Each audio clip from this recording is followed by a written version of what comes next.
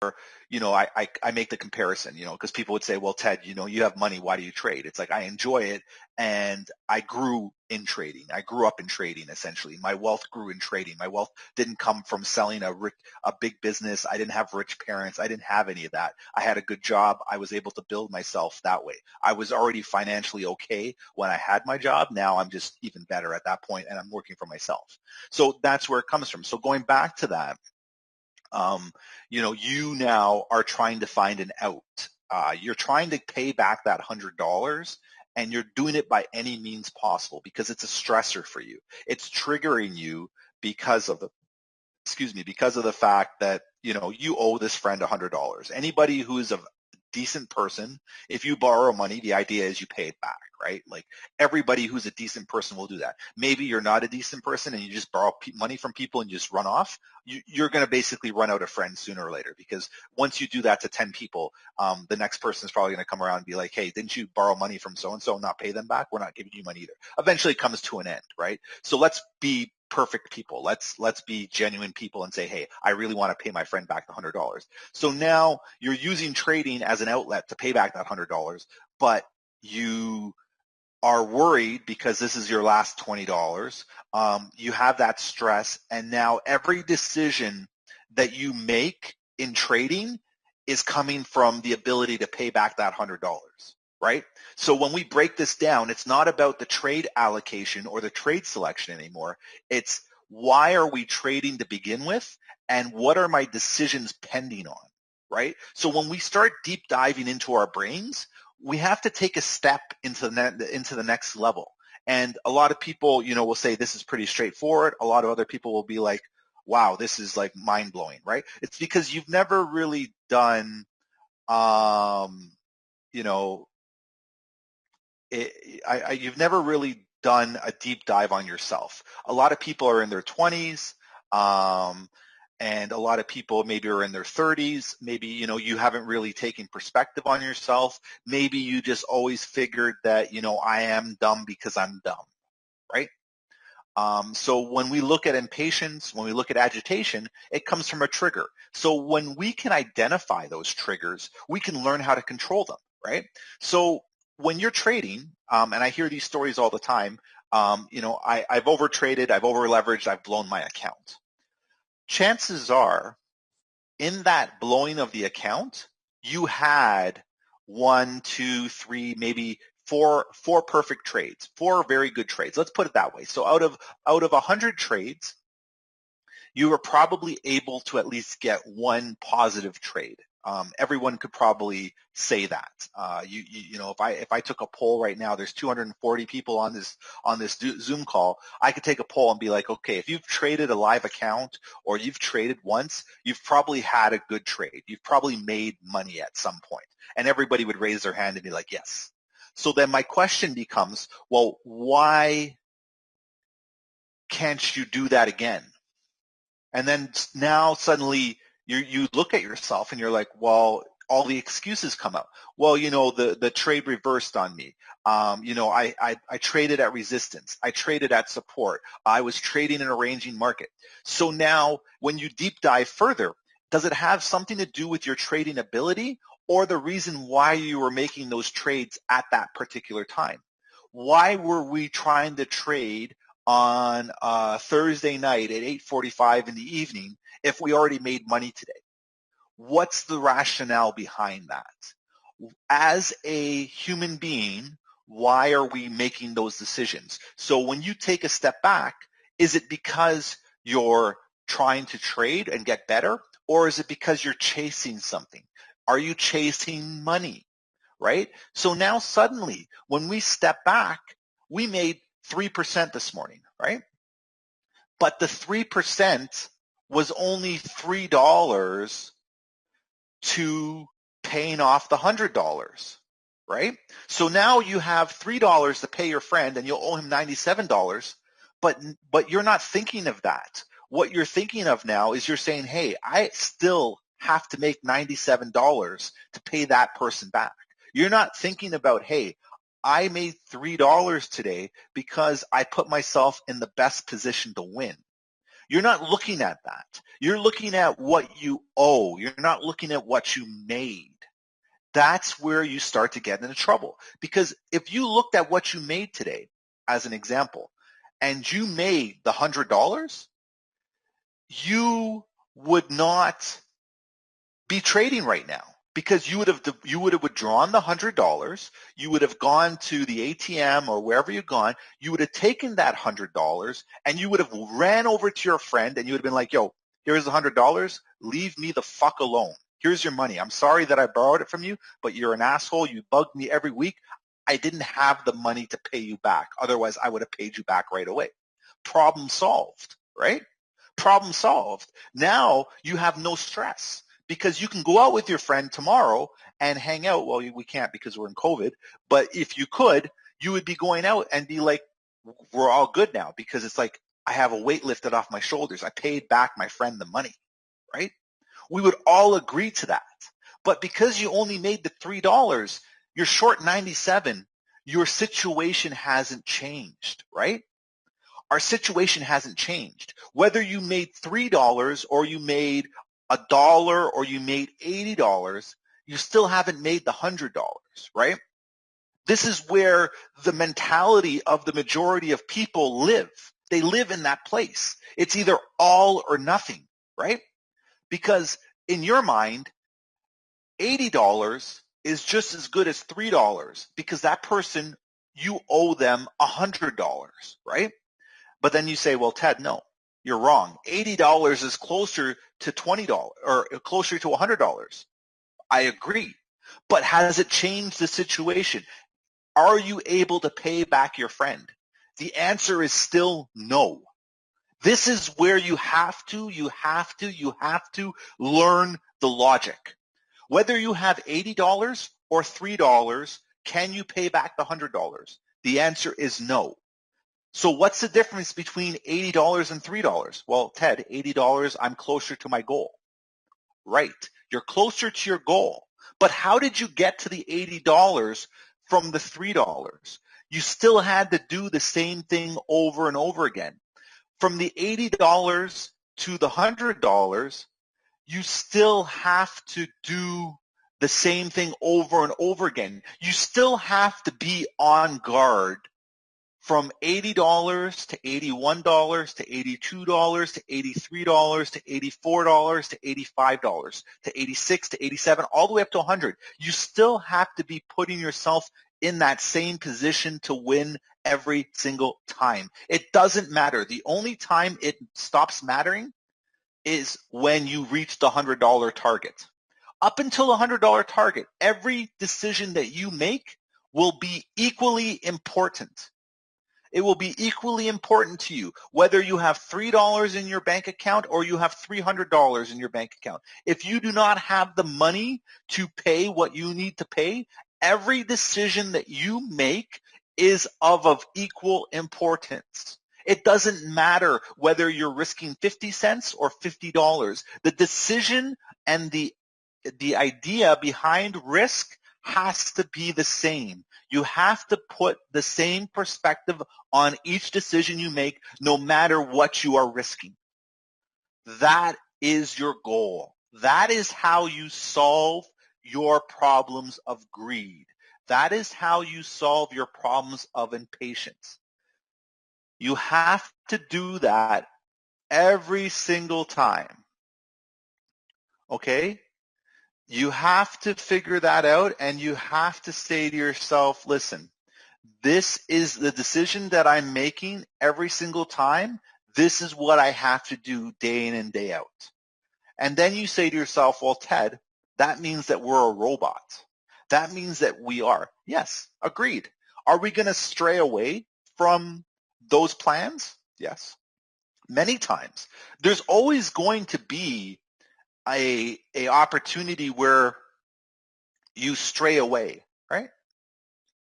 Perfect example. You trade right now and you turn around and you say, okay, well, I'm going to, I made 5% today. I'm going to trade in the evening and I'm going to see what I can do, right? That's what everyone says. right? You had a good day this morning. I guarantee you, there's 277 people right now listening to this. I guarantee you at least 150 people have opened the charts. Right now, I guarantee you at least 150 people have opened the charts at least one time today after they finished trading, if they were done trading this morning. I guarantee you.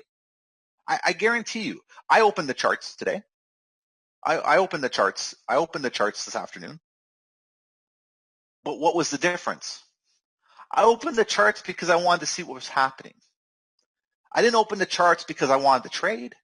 I opened the charts because I wanted to see what was happening. What I've done is I've trained my mind to understand that, hey, I can still open charts. I can still look at trades. I can still look at things, but I'm not going to click the button buy or sell. I don't need to do that. Because why? I've already been burned enough times as a trader to realize that I'm going to make a dumb mistake, right? I know I'm going to make a dumb mistake. It's not my time to trade. It could be 18,000 other people's times to trade. It's not my time. Why? Because it's not optimal for what I'm doing. I made money this morning. I did what I needed to do. Well, actually, I didn't make money this morning. I didn't trade this morning. But you know what I mean. If I had made an attempt, I would have done that, and I would have been done. So now, what does that allow me to do? That allows me to prevent or preserve capital. It allows me not to make a mistake, but more importantly, it's now conditioning me to say, hey, I know I want to trade. Everybody has the urge to trade because trading is fun. Trading is exciting. Trading is something that, everybody wants to do, right? And when we do that, that's, it's a rush. You get that rush. But why are we getting that rush? It's because, hey, I'm making money. The money's coming fast. The money's coming easy. So now what we have to do as people is we have to take a step back and now understand, why are we getting that rush?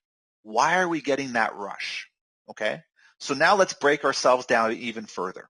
Why are you getting the urge to trade right now, right? So the standard items still apply. I'm very impatient. I need money. I see opportunities in the market. I need to pay bills. I need to pay somebody back, things of that nature. So now that we know that, and now that, what we're doing in terms of understanding that, we have to take a step back again and say, okay, why can't we control those urges? Okay. We have triggers, right? So we have triggers. I need money. I like trading. I didn't make enough money today, right? So I need money. I didn't make enough money. I like trading. I get a rush from trading, right? Everyone gets a rush from trading. You click the buy button, and what does everybody do? Or you click the sell button, everybody sits there and watches your trade, right? Because it's exciting. It's exciting being right. It's exciting making money, right? So let's focus on those two topics right now. Those two topics that we've broken into now. It's exciting being right, and it's exciting making money. Okay. Pull those topics, and let's do this. Okay. So let's go over here. Let's talk at these topics. It's exciting to make money. It's exciting to be right. Okay. Now we have those two topics. It's exciting to make money. It's exciting to be right. Why? Why is it exciting? One, well, make money, spend money, right? Buy fun stuff, enjoy life, right? Exciting to be right. means I did good, means I am happy, right? Because it's very rare that when you're right, you're upset, right? You know, you don't, when your favorite sports team wins, you don't turn around and be like, oh man, I can't believe they won. I'm upset. No, you're like, man, I'm happy they won. They were right. I was right. They were going to win. Okay. So now we have those emotions. We have those emotions inside of our head. Now, when you're looking at this, you're like, man, this is making a lot of sense because you've never broken this down before. I guarantee you, now we have 300 people here. I guarantee you at least half the people in here have never looked at their emotions when they've made money or when they've been right. They've never looked at those emotions and dissected those emotions. What they've done is they've yearned for those emotions again and again. Now, is there something wrong with that? Possibly. Let's take a step into this now. If I'm excited to make money, what's the opposite reaction when I don't make money? I'm not excited. I'm upset, right? So now I have a negative emotion attached with not making money. Whether I lose money or not making money, it's not exciting, right? That's not a fun emotion. That's not a fun emotion that you want to be a part of, right? You don't want to be upset. You don't want to be in a bad mood. You don't want to be you don't want to be bored. You want to be excited, right? There's a reason why roller coasters or theme parks make so much money. There is excitement. There's a reason why there's no theme park called the library. The library is boring. Some people find it exciting. Oh, I love reading. I love books. But there's so many restrictions, right? You got to be quiet. You can't run around in the library. There's books everywhere. There's stuff, right? So now when we identify these emotions, it doesn't mean that they're bad.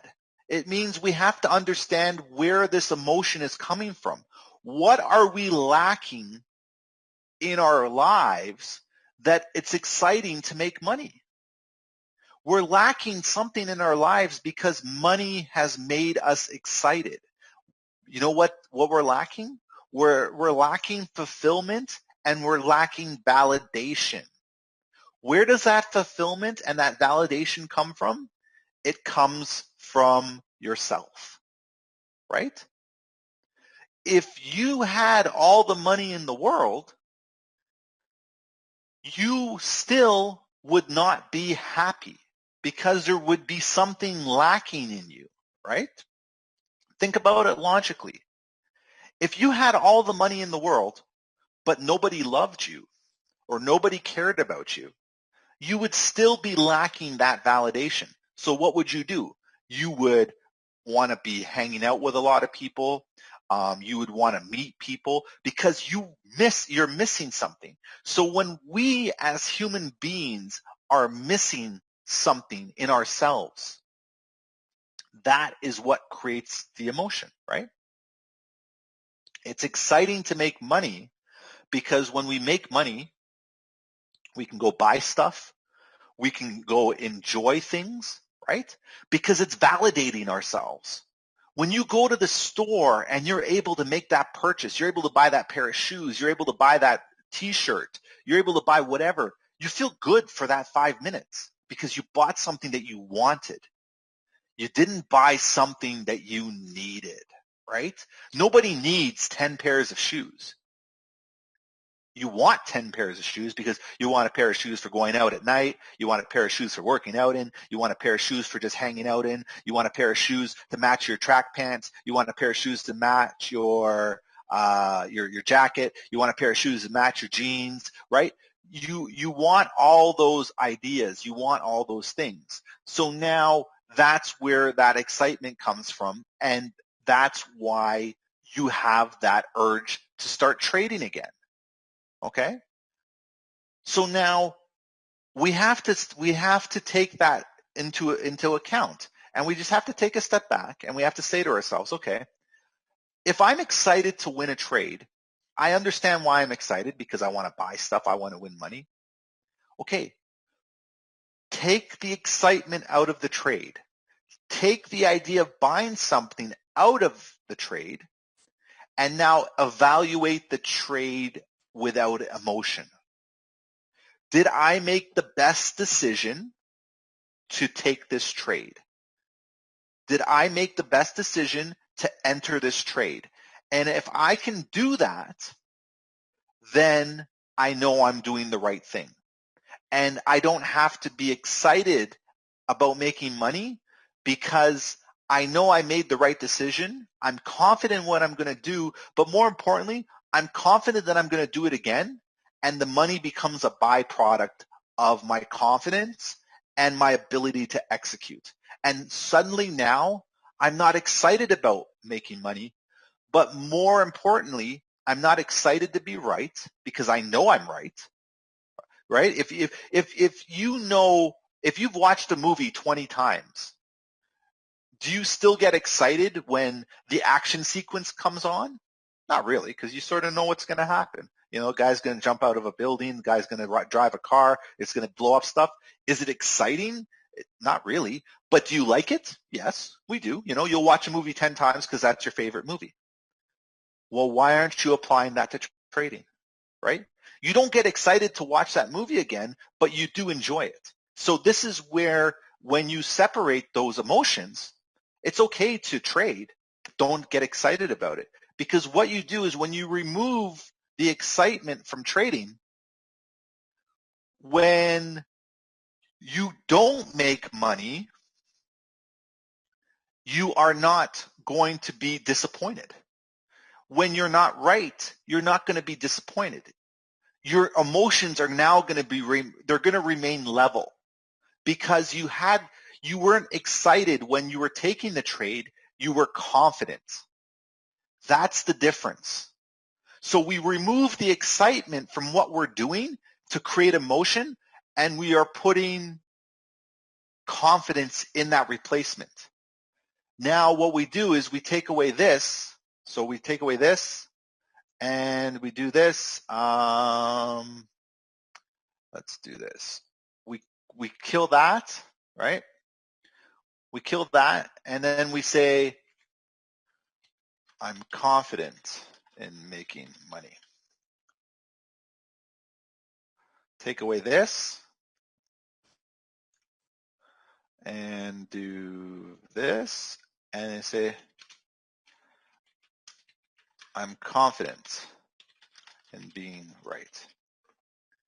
Okay? So now when we change our tone and we change the way that we approach this, suddenly now that's not fun, right? Is it exciting to be confident? Right? What's the emotion that's associated with confidence? Confidence is an emotion. Confidence is a state of being, right? Excitement is an emotion. Confidence is an emotion too, but you don't jump around being confident, right? You don't do that. What you do is you perform at a level when you're confident, right? When we're excited, we act irrationally. We jump around, people cheer, they jump up. When we're confident, we don't jump up and down. We're confident. Now suddenly your mind is shifting, right? We're confident that we're right. It's expected, right? Because confidence is expectation. I'm going to turn left right now on this street. I know how to drive. I'm confident to turn left. I'm not excited to turn left, right? I'm not getting excited because I can turn left. I'm confident in what I'm doing. So now when we look at what we're doing, we change our emotional state. And suddenly now we are working on a level because we understand what we want to do and understand where we get there, right? So now if I'm confident and we go back to our $100 loan, right?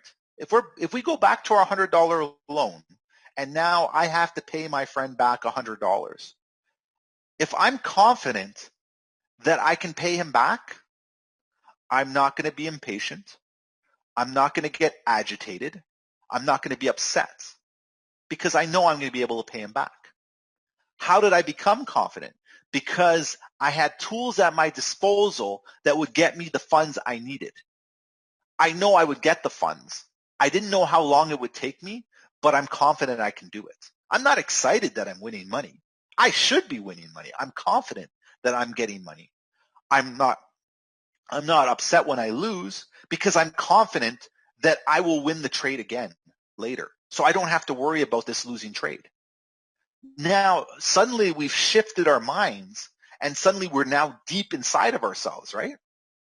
We're deep in thought because we've changed the way that we've approached what we're doing. So now the question becomes, well, how do I get confidence? Where does my confidence come from? And how do I change that? Because I'm excited when I hit a half-court shot because I've never done it before.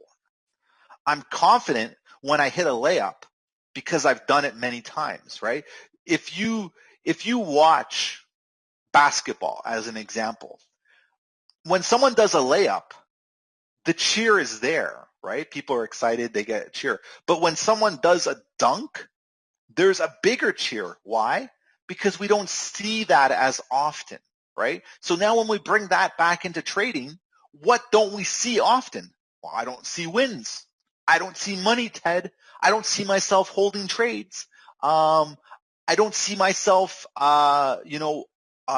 managing not to risk over risk. I don't see myself managing over leveraging, right?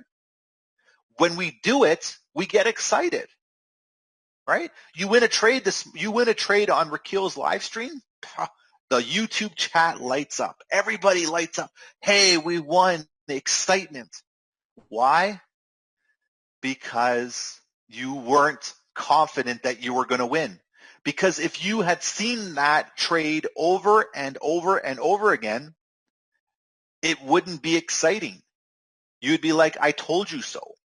You would be confident that that's what would happen again. So now do you see what's changing? Where do we get our confidence from? We get our confidence from experience. Where does our experience come from? Our experience comes from repetition. Our experience comes from testing our strategies. Our experience comes from understanding what's happening in the market. That's where our experience comes from. Okay?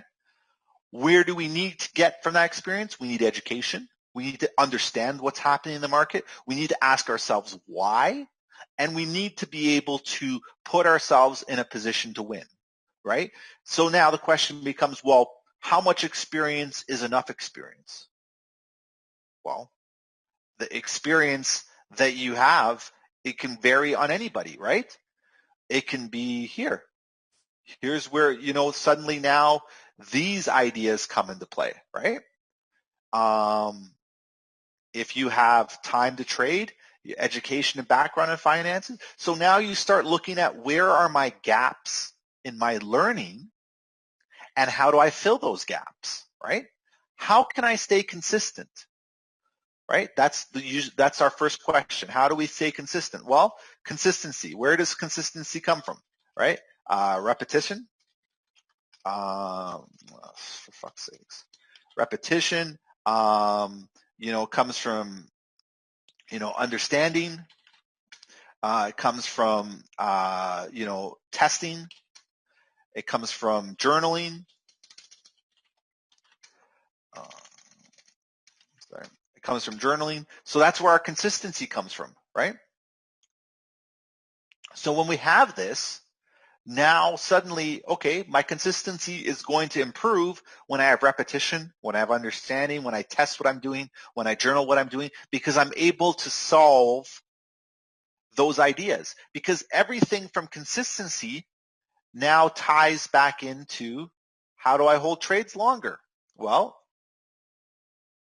if I work on repetition of holding longer trades, I'll be able to hold trades longer.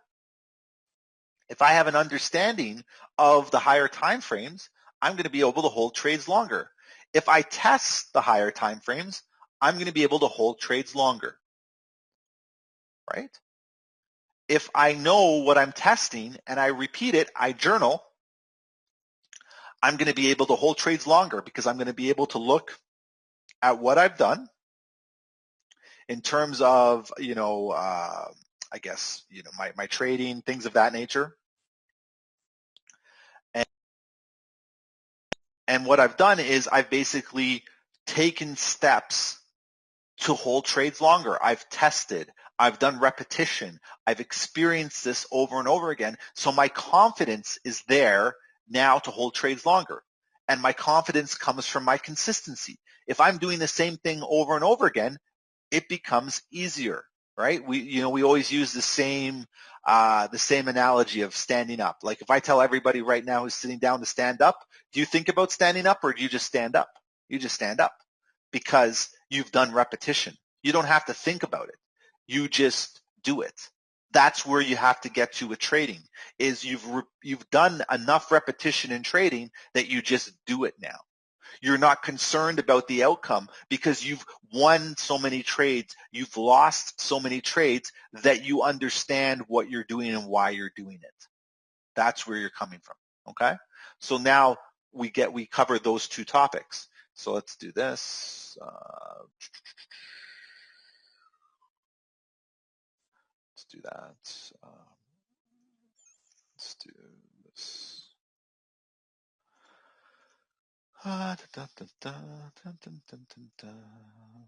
so we did those. Okay, so now here comes our next one, right? This is our next one.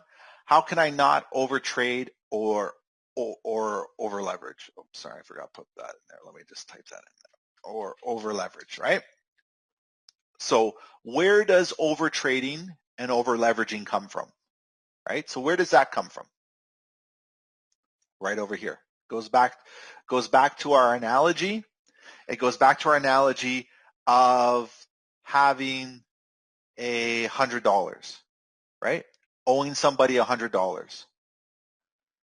So when we owe someone $100, we have a lack of funds, right? We have a lack of funds. We need to get those funds.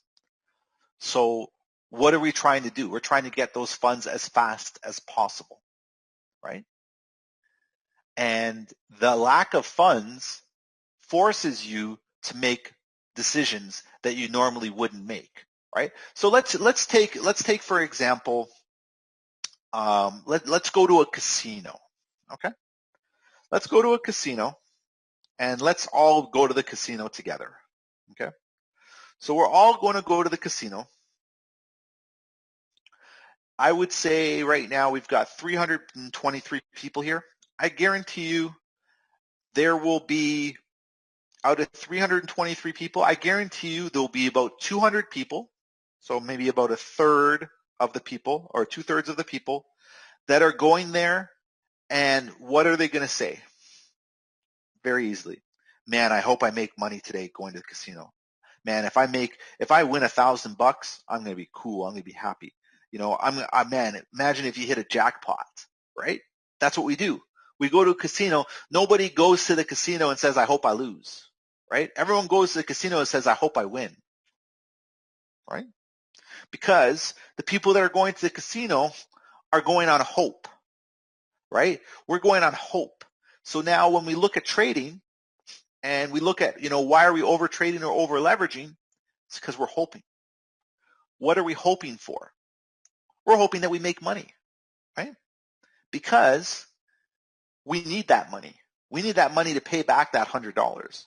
So we're taking trades on hope because in theory, how our brain works, and everyone's going to sit here and say the same thing, is if I trade every day, I have an opportunity to make money in the market, right? 100% correct. Not going to dispute it. Not going to argue with you. I agree. If you go to the market every day, there is an opportunity for you to make money. I agree. I'm not going to dispute that. But what I'm going to dispute is, Are you smart enough every single day to find that opportunity in the market? This is where we go back to self-discovery. This is where we look again at self-discovery, right? Am I smart enough to find that opportunity in the market? I go to number 7. I think I'm better than everyone else, right? Because if I look at every session, I can find a trade. I'm better than everybody else. If I look at the market every single day, I am better than everybody else because I can find a trade. Doesn't mean it's the right trade. It means that I can still find a trade though, right?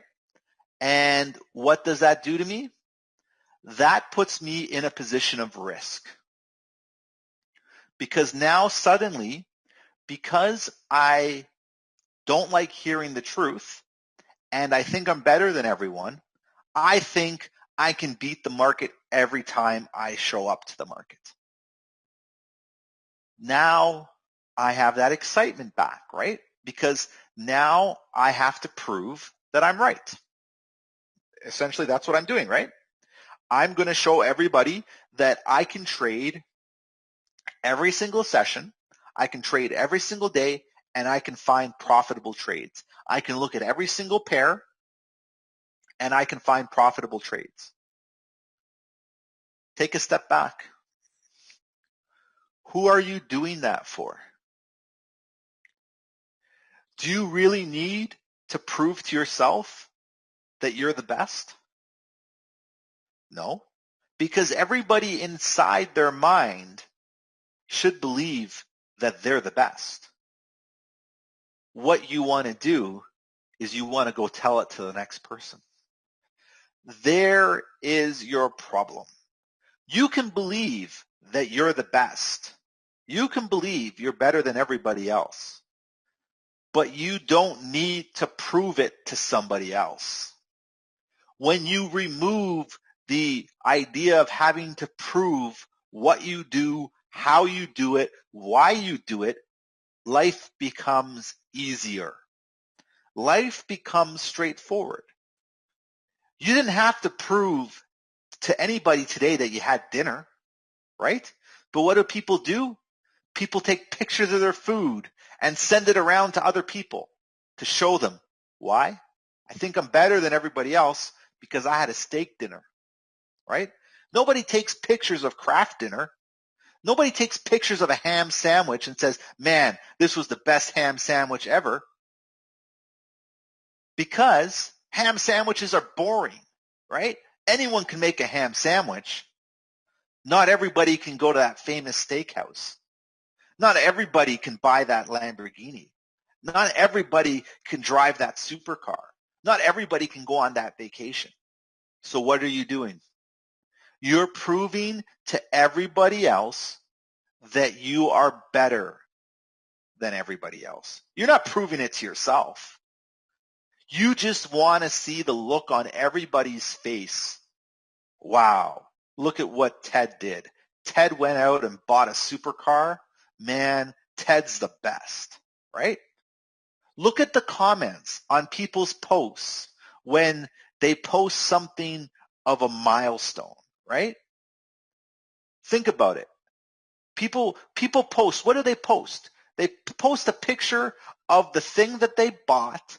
They stand in front of it and they say, this was a combination of hard work and talent and dedication and experience and this. And what does everybody do? Fire symbols, clapping, oh, way to go, happy day, congratulations. Okay. Should we be happy for people? 100%. I'm the first person to clap for that next person. I agree. You know what? That person did well. They bought the Lamborghini. It's good. Happy for them. They bought the McLaren. Happy for them. They bought the Tesla. Happy for them. Super happy. Super excited for them. But why did they post? that? Why didn't they post about the groceries that they bought that day too?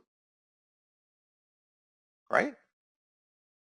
Everybody can buy groceries, right? Going grocery shopping is not an accomplishment, right? It's not an accomplishment. You got to eat. Now, take a step back, apply the same sense of urgency to grocery shopping that you do with your trading, and take away the same sense of urgency you have to post your favorite supercar, your favorite watch, your favorite trip, your favorite woman, your favorite man. Post your grocery shopping. If you can post your grocery shopping and you can get as excited as you want with groceries that you would with buying your next supercar, you've reached that level, because everything to you is awesome. And you're no longer impressing people because you are living a great life. You put the same emphasis on groceries that you do on your new pair of Louis Vuitton shoes, right? Ask how many people do that. Ask how many people do that. Do you post that can of Coke that you just drank? No. Everybody can buy a can of Coke, right? That's what we want to try and do. Oh, yes. So someone just commented. I'm not directing this at anybody. I'm just using examples. Like I thoroughly not directing this at anybody. I don't want people to go back and start drama. It's not that. What I'm trying to do is I'm trying to show how we go through things emotionally and where we can fix that. Okay, so just don't take that out of context. I could say Bentley, I could say Rolls Royce. It's just that's it. Yeah. So I mean, so yeah, so we're doing that. So just in case, like I don't want anybody to do that. But what I'm trying to say is have the same level of excitement that you do for buying groceries that you do with trading. Okay? So now when you do that, suddenly now that emotional state is gone, right? And when we look at that, we can go back to saying, okay, well, how do I not overtrade or over leverage? Well, do you go out and buy groceries every day? No. You buy groceries when you need them, right? And you look at that as an example. I mean, you can say that that's a stretch. You might need groceries every day. But for the most part, people buy groceries once a week. I buy groceries once a week. I'm good. But what I'm saying is take the same level of ability that you do with grocery shopping and apply that to trading, right? Grocery shopping is very mechanical. You buy things that you need. Trade when the ability is there to trade. You're not going to buy more groceries than you can eat. Why are you trading more than you need to trade? This is where you have that paradox, because right away people say, hey, I need to make money to live. I need groceries to eat. But once I eat my food, I'm full, but I'll never be full when it comes to making money because I can always make some more. And I don't disagree with that. You could spend your whole life making as much money as you want. You can work 6 jobs. You could buy 10 houses. You can turn around and buy real estate, invest, build businesses. Now, take a step back and ask yourself, what and why are you doing what you're doing? And who are you doing it for?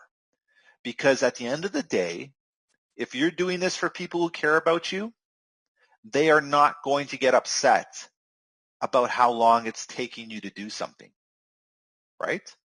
If you told your parents Mom and Dad, I'm going to start trading, and when I make enough money, I'm going to retire you.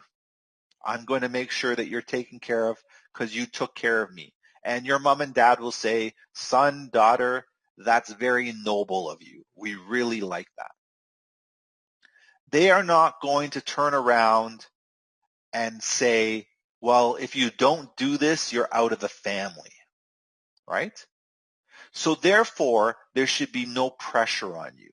The pressure arises from when you want to prove it to other people. I think I'm better than everyone else. I don't like hearing the truth, right? We are now validating ourselves against people who don't really care about us, right? Because if you did not use that validation, there would be no sense of urgency because you wouldn't be worried. You don't have a job. That's okay. You will find another job. You don't want to take the job offered to you because I think I'm better than that job. I don't want to hear the truth that I'm not better than that job. I think I'm better than everyone else. So now look at what you've done to yourself. You've taken a potential opportunity to make money because you don't think that you should be doing that job. You've applied stress to yourself now because you want to trade for a living but have no money, and you're trying to validate your trading to people who don't truly care about you. Now this is where you have your problems. So if we rewind and take the job and realize we're not better than everybody else, we slowly start to trade because we're earning money on the side. We don't have pressure because we're not validating ourselves with anybody. We're not showing anything off. And the people that we are telling truly care about us. So I've told my brother and my sister that I'm trading, and I hope one day to take them on a vacation. And you know what they will say to me? Thank you, Ted, for taking us on this vacation. But if you don't do it, it's okay. We are still family, right? So my sisters, my brothers, my grandmother, my grandfather will be happy that I'm trying to pursue my dream. They're not going to be upset with the outcome of the fact that they're not taking the trip. You know who's going to be upset? You are, because you weren't able to post that on social media to show everybody that you are better than everybody else, right? People who are not seeking validation are more successful in life because there's a freedom associated with not having to validate yourself.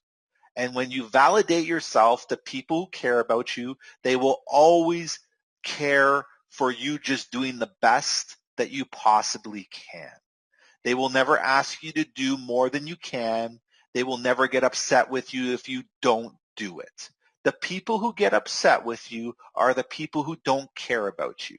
The people who turn around and comment about what you didn't do are the people who don't care about you. So now when you start doing that, you're going to feel a lot better about yourself.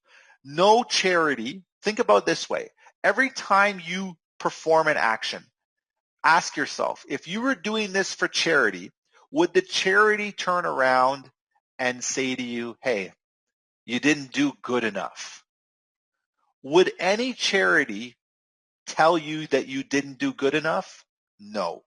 So if you use that as an example in the way that you live your life, you will feel so much better about yourself, because a charity will never turn down your volunteer work. A charity will never turn down a donation. A charity will be thankful for what you do. If you turn your life into the perspective of a charity, you will feel better about yourself, because you will be doing charitable acts. You will be working with people who are happy just that you're working with them. They will be satisfied that you tried your best, and you will feel better about yourself. The pressure will leave your body. You won't have to feel that you need to make $1,000 today, because you will realize the people in your corner are cheering you on to do the best that you can. The job that you've taken is not beneath you. The job is helping you. The job is putting you in perspective to get to where you need to be. Everything that you do is always going to be for your benefit, and it's going to be better. When you put that into perspective, suddenly you don't need to overtrade anymore, because the money that you thought you needed, you don't need, because the people that you are trying to impress are already impressed with your ability to do what you're doing right now. And that's being the best person that you can be. The people that are not impressed with your money are the people that will never be impressed with you ever. That's where you need to be in your life. Surround yourself with people who are impressed just to know who you are. They are not impressed with what you own, what you do, how you do it. They're just impressed to know you as a person, to be able to shake your hand, to be able to call you up, to be able to message you. They're impressed just with who you are. Surround yourself with those people. Well, Ted, I don't find those people anywhere. Start with your family. Start with your closest friends. Start with your significant other, and see if they're there for you because of who you are and not because of what you are. You have succeeded with that, and there is no pressure. You won't be over trading anymore because you won't need that money. You won't be over leveraging anymore because you won't have to impress people with your trades. You'll be focused on your vision. You'll be focused on your goals because you're doing it for the right reasons. You're buying the Lamborghini because you built yourself. You're not buying the Lamborghini for somebody else. You're not buying the Tesla for someone else. You're not buying the private jet flight for someone else. You're doing it for yourself. And you know what that becomes? That becomes normal life. And buying a private jet flight, taking a vacation, becomes normal life. And suddenly going on vacation turns into grocery shopping. There's no mystery around it. There's no excitement around it, right? Put everything together and compare it to grocery shopping.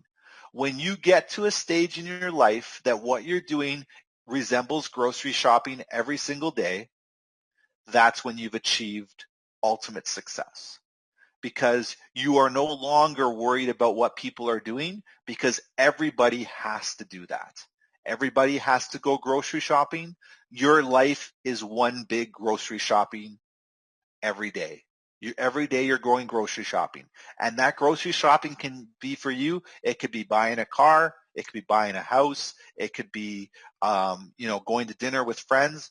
That's your version of grocery shopping. Suddenly you don't need validation from anyone else because it's boring for you. And it's not boring in the sense that you're not having fun, but it's something that's routine.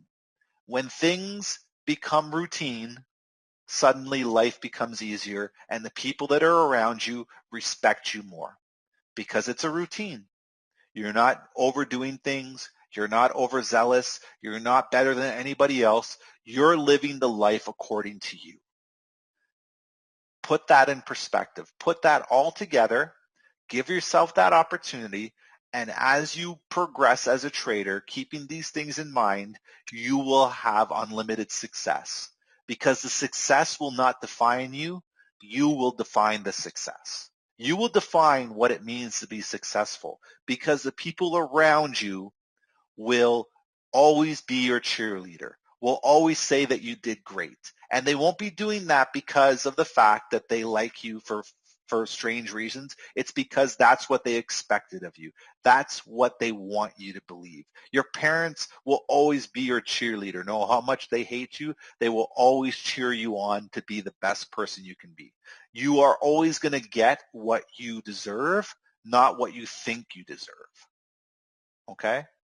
So when you put yourself in that perspective, you will see the success. You will put the work in, not for validation, but because that's what you truly want to do by any means possible. You will take that job that you didn't want. You will take it with pride because you will realize that that job is a stepping stone to something greater, and that you were able to take that job when no one else wanted it and make something of it. And that extra money brought you money for trading. That extra money relieved some pressure. That extra money paid off some bills. That extra money allowed you some time to focus on trading. That extra money allowed you to trade a little bit more. And suddenly now you're focused. You're zeroed in on the ability to achieve because you started to realize that I'm not better than everybody else. I'm now easily motivated by everything around me.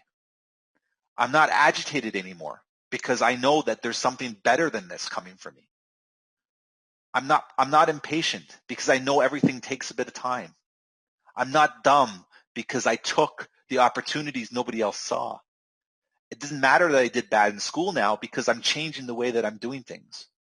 And now I don't have to worry about hearing the truth because I'm living the truth.